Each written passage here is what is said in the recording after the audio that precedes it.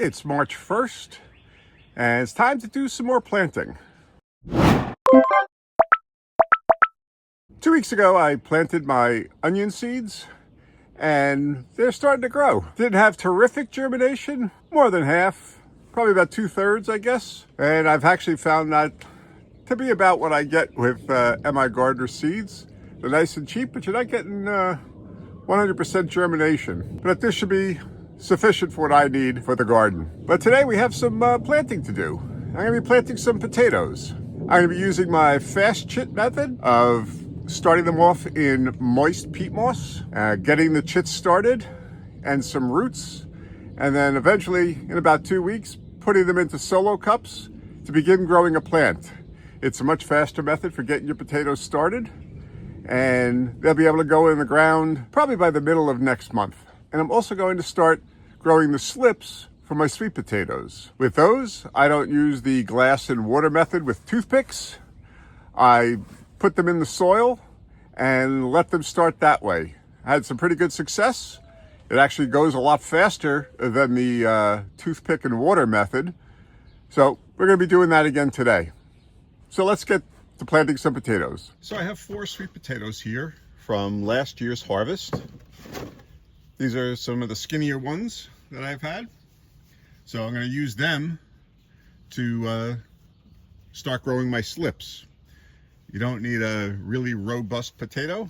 You just need something like this to get your sweet potato slip started.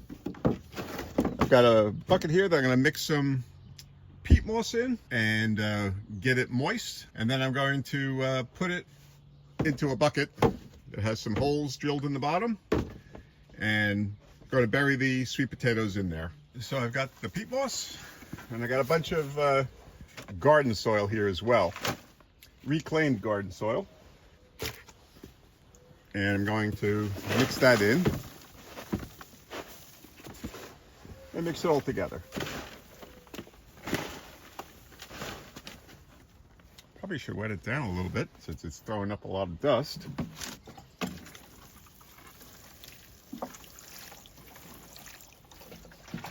Peat moss, of course, will help retain the moisture once it stops becoming hydrophobic. And that's the help that it'll get from the soil. Plus it'll give the sweet potatoes something to grow into. The container that I'm going to be growing the sweet potatoes in, I'm going to put a layer of the soil mixture down.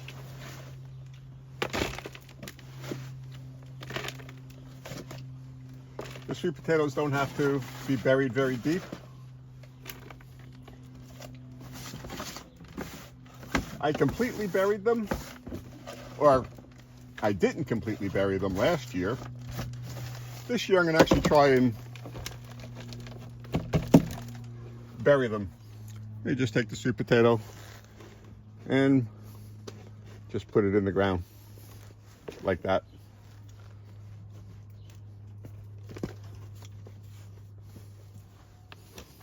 The roots of the sweet potato will grow down, and they'll end up spreading out along the bottom of the container.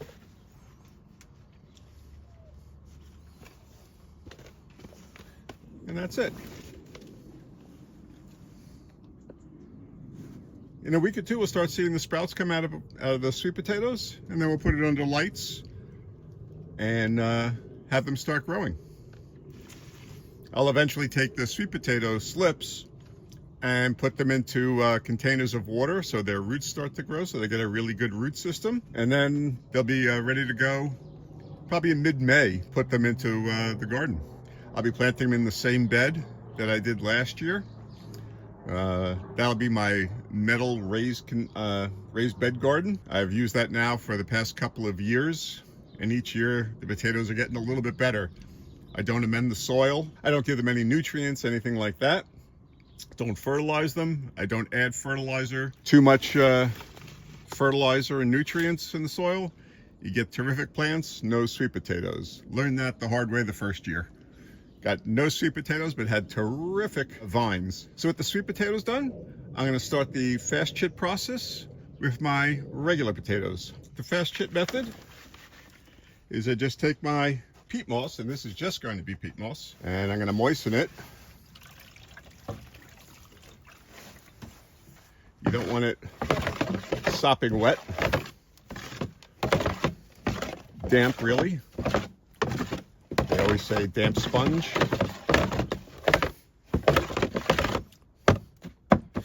This year, I'm not going to use the bags I did last year. If you remember, I used nylon bags, the cloth bags, and the roots ended up growing through the bag. They grew great, but they grew through the bag, and it became really difficult to extract the potatoes from the bags. So this is mixed up pretty well. Oops. The soils, well, it looks like a lot of soil. You're not supposed to have water dripping out of it like that. But because there's still actually a lot of dry peat moss here, it'll end up getting absorbed in, and it won't be so bad. So these potatoes, I'll be growing just russets this year. So I saved these potatoes in paper bags, and they were in my refrigerator. And they're really, all of these I put in the bag. Okay. I've got more here. As you can see, they kept really well in the refrigerator. They shrivel up a little bit, but they're still really good. And that's not going to be enough potatoes, I can tell you that. I don't know what I was thinking. That one doesn't look too good though, so I'm not going to bother planting that one. So I want about 36 potatoes to plant, because I've got, these are going down to community garden plot, my victory garden down there, and they'll be planting them in 3 beds. They're 4x4 beds, doing 1 potato per square foot. So it'll be 16 potatoes per bed, and that means times 3, I'll need 48 potatoes. So we've got 3, 6, 9.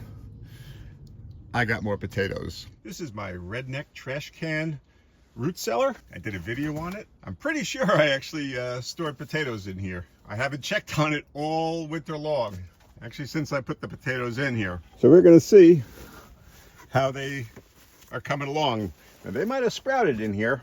I have had that in the past. They've sprouted a little, not a whole heck of a lot. Hopefully the coldness of the ground has kept them from sprouting too much. Let's see what's in here.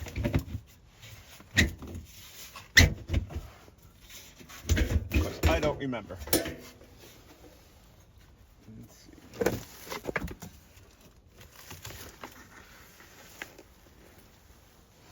I have no idea what's in here. So let me get a container and dump it out and see what we got. A potato.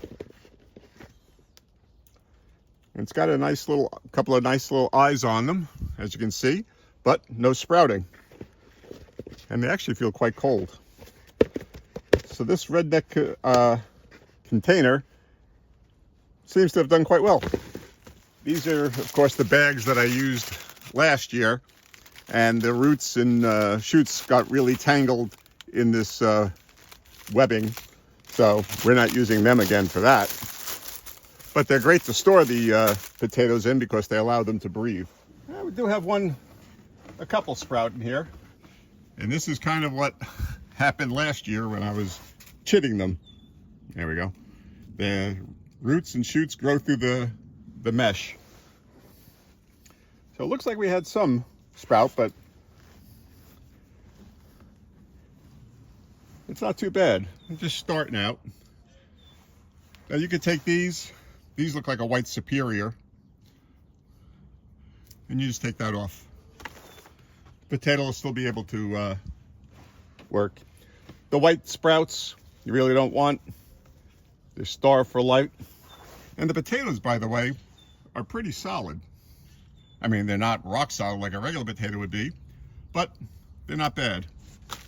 And I just made the command decision not to plant 3 beds of potatoes, but just to plant 2 beds. Since I've still got so many potatoes in my basement, plus all these potatoes here, I don't think I need 48 potatoes. So maybe 32 potatoes would be better. By the way, this is about the size of a potato that you need for chitting. So when you have a potato like this, you can cut it in half. I'm not going to, but you can cut them in half and be no problem. I think they've done some, I wouldn't call it a study, but trials of potatoes, cutting them and planting them whole. And apparently there was no real difference. I think when you cut them, you get more potatoes, but fewer of them.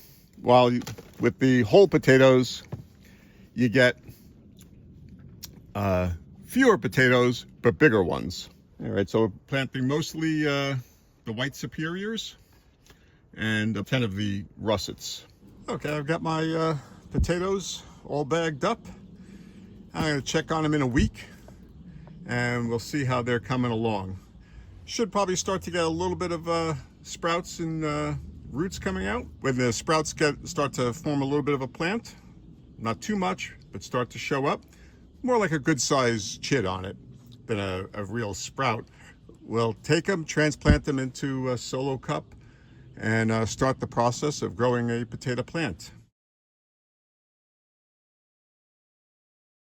Sun's really bright today, and in the greenhouse, pretty darn warm. Outside it's a lot colder, but in the greenhouse it's nice and comfortable. But it's also quite bright outside, so I can't tell if I'm just having like a silhouette here or not, or if you can actually see me. So we've got our potatoes started, and I'll be back later in the week to plant pepper seeds, because it's time to start them as well.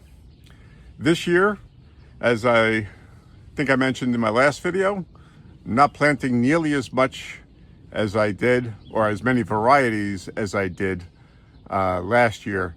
Just keeping it to the core vegetables that we really eat. So it'll be potatoes, peppers, a couple of tomatoes, corn. I've got my onions already started. I've got garlic in the ground from last year, though they're still covered in snow right now. Be growing peas, probably a couple of turnips, actually not turnips, beets. But it's gonna be the same size garden as we had last year. It's gonna be the Victory Garden, all 9 beds down there that are 4x4, plus the home garden here. And I've got a couple of extra beds along the sides, and small beds there for like vining crops. I'm actually gonna be growing pumpkins too, and they're gonna be taking up a good portion of the beds down at the Victory Garden. I'm gonna try and growing some larger field-sized pumpkins. We'll see how that turns out.